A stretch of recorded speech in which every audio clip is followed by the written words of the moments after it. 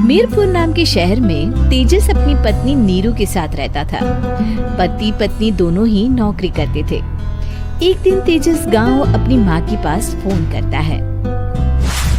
Hello, प्रणाम माँ। जीते रहो माँ, तुम दादी बनने वाली हो। अरे वाह, ठीक है बेटा, मैं कल ही आती हूँ। जब माँ जी शहर पहुंची तो बेटे बहू ने बहुत अच्छे से स्वागत किया। लीजिए माँ जी चाय। अरे गर्मा गर्म पकोड़े ले आओ माँ के लिए। नीरू रसोई में गई और 2 मिनट में ही पकोड़े ले आई। जी ये लीजिए। बहू जादू से बनाए हैं क्या? अभी तो रसोई में गई थी। यम्मी। माँ जी, शीला रसोई में पकोड़े तल रही है, मैं बस लेकर आई। हे भगवान, मेरा धर्म भ्रष्ट कर दिया तूने। अब तो गंगा जल से शुद्धिकरण करना होगा। दूसरे दिन, माँ जी मैंने नाश्ता बना दिया है, ऑफिस जा रही हूँ। पर अभी तो घर का सारा काम पड़ा है। शीला आती ही होगी, झाड़ू पोछा बर्तन कपड़े वो सब कर लेगी। हमारे जमाने में घर का सारा काम हम ही करते थे। जी माँ जी, आप बहुत होशियार हैं, मैं घर ऑफिस दोनों नहीं संभाल पाती। तो जरूरत क्या है घर से बाहर जाकर चाकरी करने की? वैसे भी घर का काम खुद करने से घर में बरकत आती है, समझी? पर माँ जी। पर वर कुछ नहीं, इस महीने की पगार मिले फिर ऑफिस बंद। हाँ। रात को नीरू तेजस से कहती है, सुनिए जी, माँ जी बोल रही थी कि मैं नौकरी छोड़ दूं।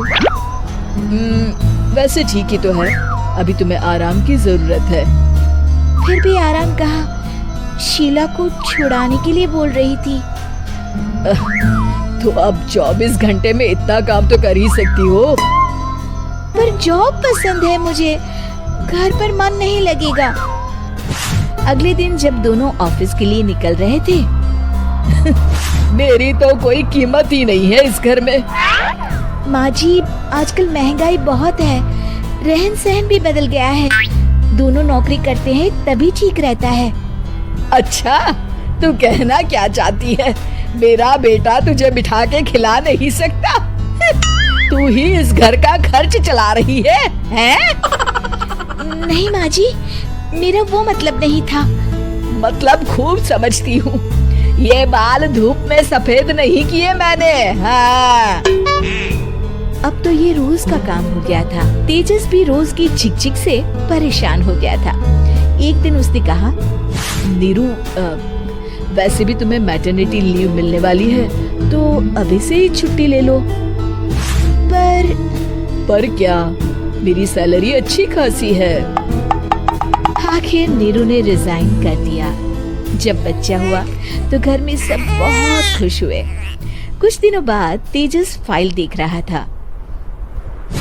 क्या हुआ तेजस, कुछ परेशान लग रहे हो? अब हाँ, वो हमारी जितनी सेविंग्स थी वो तो हॉस्पिटल में और छठी के फंक्शन में खत्म हो गई है नीरू। और अभी वैसे मंदी चल रही है तो मैं बोल रही थी कल मुन्ना को हेपेटाइटिस का टीका लगवाना है। नीरू, क्या पोस्टपोन नहीं कर सकते? नहीं जी, बिल्कुल नहीं। अब तेजस को समझ में आ रहा था कि उससे गलती हुई है। पैसों की कमी का असर घर के माहौल पर भी पड़ रहा था। अगले दिन, बेटा मेरा चश्मा और ये दवाइयाँ ले आना, पर्चा देते हुए माँ जी ने कहा। जी। तेजस, मुन्ना के लिए दूध का डिब्बा और डायपर भी ले आना, और ये किराने के सामान की लिस्ट है, इसे भी लाना है।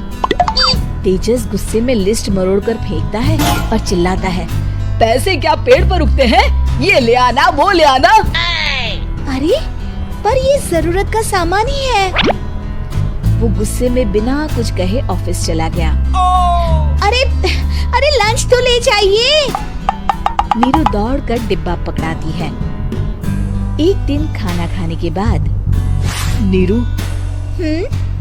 अब तो मुन्ना कुछ बड़ा हो गया, तो अब तुम वापस ज्वाइन कर लो ना जॉब। पर इस रिसेशन में जॉब मिलना बहुत मुश्किल है।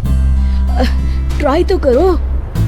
फिर मुन्ना, माँ जी है ना, और एक फुल टाइम मेड भी लगा लेंगे। पर माँ जी, उन्हें तो पसंद नहीं।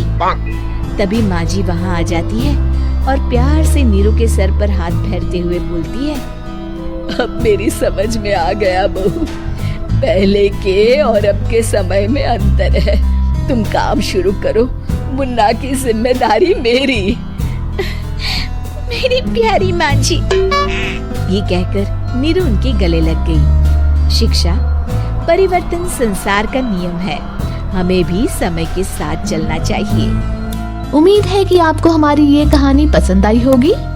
कृपया हमारे चैनल को सब्सक्राइब करें और सभी अपडेट्स के लिए बेल आइकन जरूर क्लिक करें। और हाँ, वीडियो लाइक और शेयर करना मत भूलिएगा। Bye bye.